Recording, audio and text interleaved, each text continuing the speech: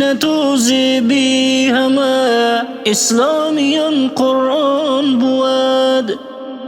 در قیامت بهترینی شافعان قرآن بود.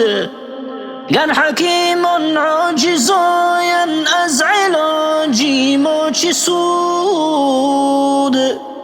شافی درمان مایان بیگمان قرآن بود.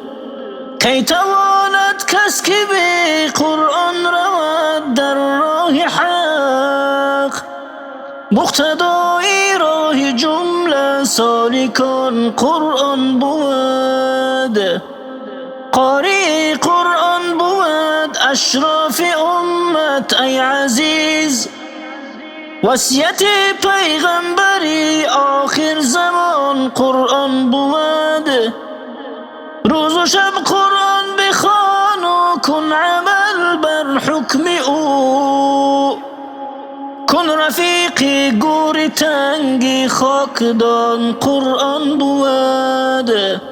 روز و شب قرآن بخوان و کن عمل بر حکم او. کن رفیقی گور تنگ و خاکدان قرآن بود.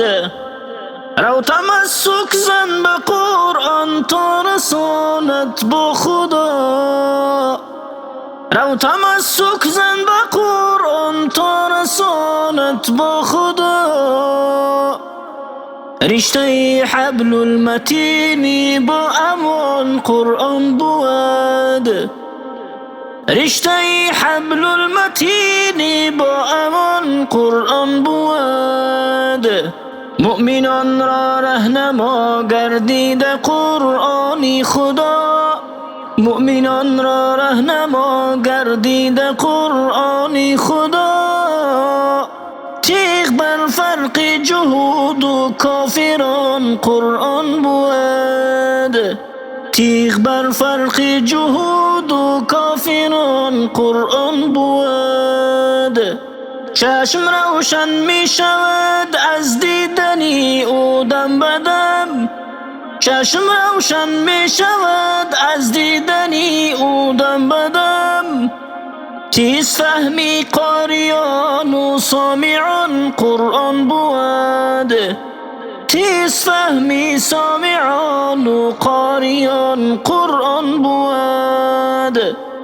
کن منور جان و دل از آفتاب معنیش. در حقیقت نور ایمان تو آن قرآن بود. گرچه عاصی و گناهکاری تو ای عاصی خطیب. شکر کن چون روز و شب ورد زبان قرآن بود. گرچه عاصی و گناهکاری تو ای عاصی خطیب.